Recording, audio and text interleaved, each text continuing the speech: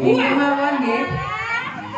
Lho, cuma nang apa lenggah? Lenggah mawon nggih. Cuma nang Bukesi niku aku kok seneni bapak Bukesi, nuwun sewu Ibu. Suara terbanyak nggih Bu nggih, nuwun sewu. Niki Bukesi jumeneng napa lenggah? Lenggah napa jumeneng? Kaya neng omah lho Bu minta jumeneng.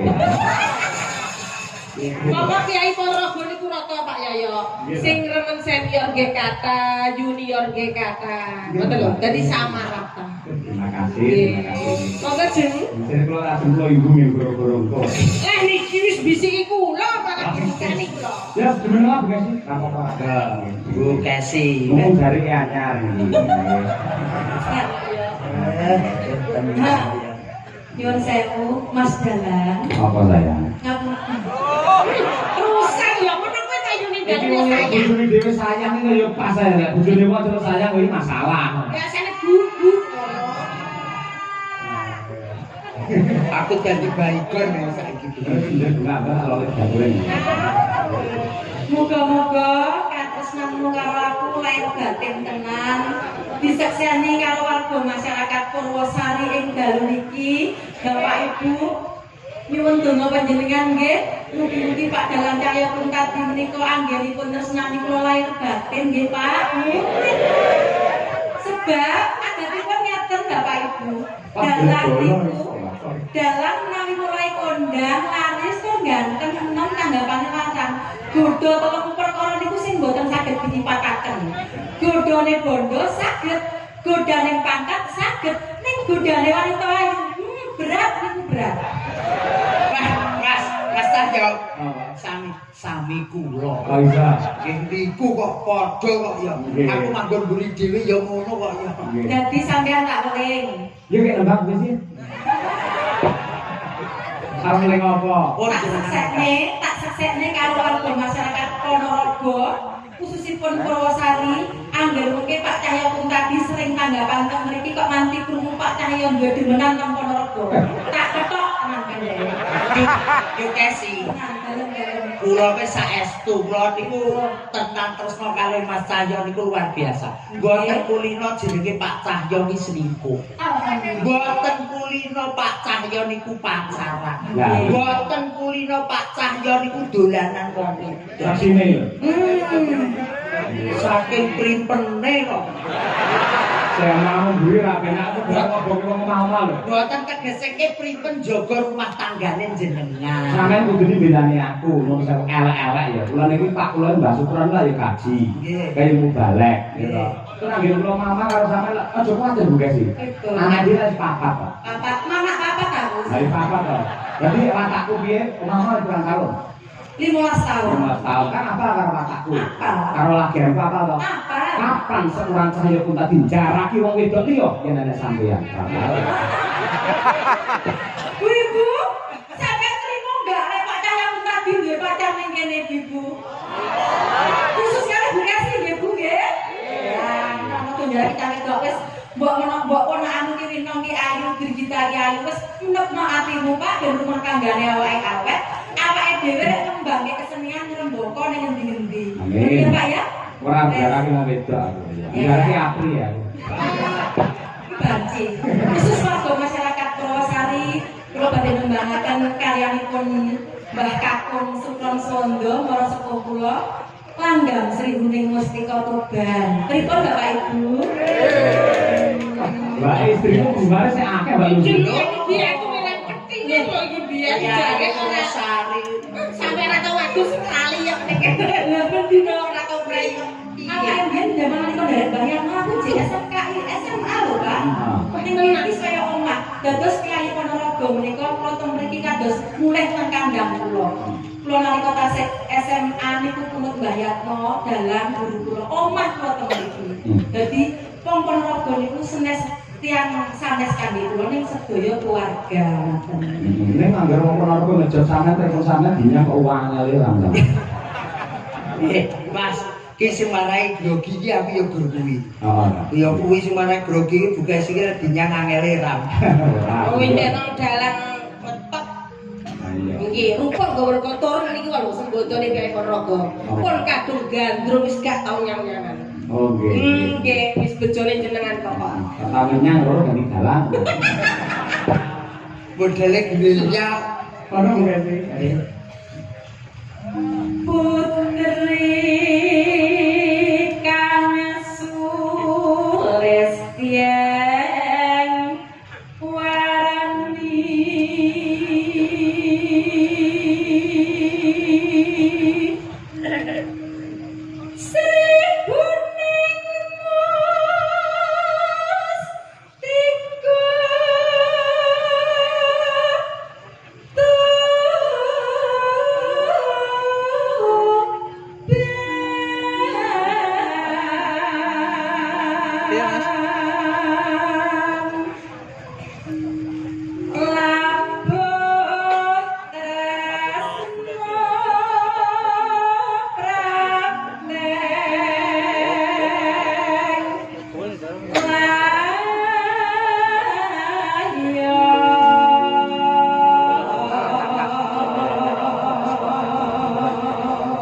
apik-apik noleh nentang bukesi mung sing ngender iki Mas. Oke. Mas Danang wae kok.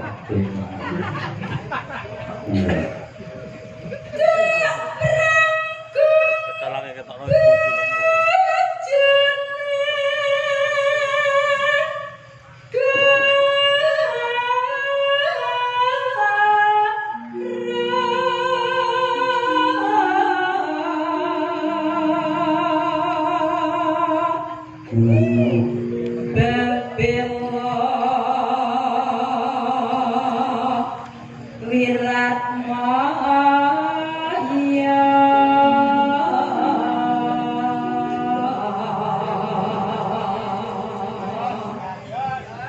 Pripun, Pak? Jos. jos Saya mawon. Kae bojo kula. Alah, nang kene ngelem-ngelem, coba nek omah gawane kopi kepahitan ngono maido. Ora dulu ora maido. Lah aku ngakene kopi teh ngono kuwi utawa sirup ra seneng. Senenge napa? Apalah, lah. Rangira seribuning mongko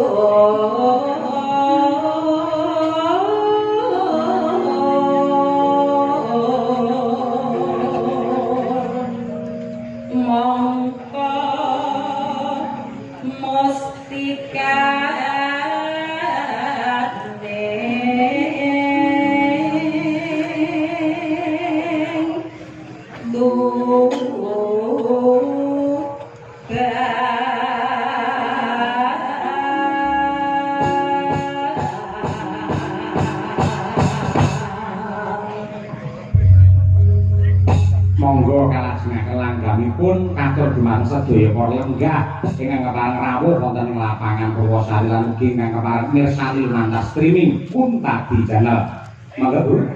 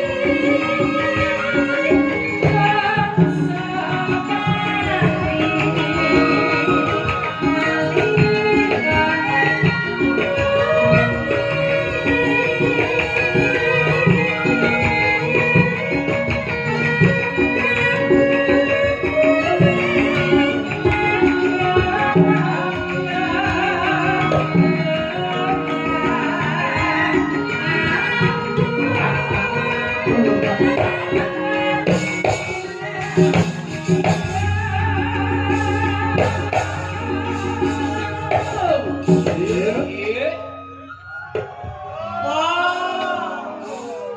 bapak-bapak, makasih ibu. Kabarnya udah pasti di Kemar. Ya kan jaman semonten lho Mbak Kesi luar biasa. Pokoke selama nunggu kabeh tresno Bu Kesi. Nggih, matur. Jen. Saya mau sampean dhewe kok sing ora pati tresno. Ketoke lho. Sing ngomong sapa? Main Jakarta ping langit. Ya mung kuwi sing dadi mutiarane ati. Ora percaya. Dek kapan kae nang kono nek sing pitulasah kok mbok rangkul. Kau pas kilaf aku. Edu ora apa-apa. Piyai kamu sekali-kali nggih cuci mata. Sing penting hati ini kan hanya untuk dirimu. Kakakku tenang kowe. Aku kok dikotot sore. Ya kapan-kapan ngono ya, Pak Cahya ditetepone karo bintang tamune Mbak Silvin kayak bahagia. Aku lu seneng karo sampeyan tuh. Ngapu sih nek. Kulino. Adi mane ngomong sanduk karut ndar. Kok ning omah sebenarnya lek kene ora ta, Mas? Oh iya. Jadu men Kyai Ponorogo mireng ning wonten Mbak Kesi. Kangen jaman 15 tahun kepungkur ke Bu Kesi. Bu Kesi biyen nganti saiki tetep konyol. Sinden menika kaki. Adem padalang adem. Iya. Lagi antisi sapi kok. Antisipasi. Yo.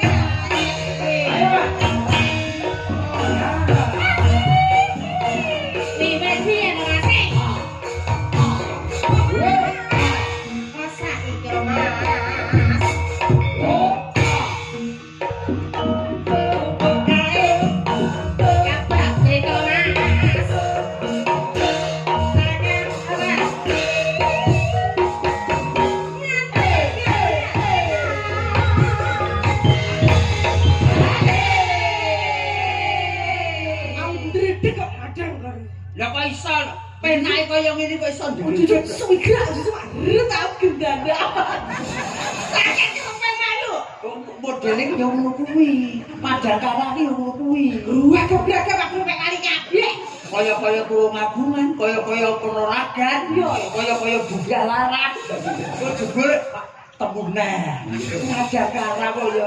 Tenang mawon, Mbak. Sing geragam mboten namung jenengan. Aja ngecek-ngecek yo ta. Kandhane baru ora bangun kula kabeh iki padha diredeke mboten umum. Mbak nggih baca loro yang geragam kabeh. Ngoten, Mbak. Ada catatan ya.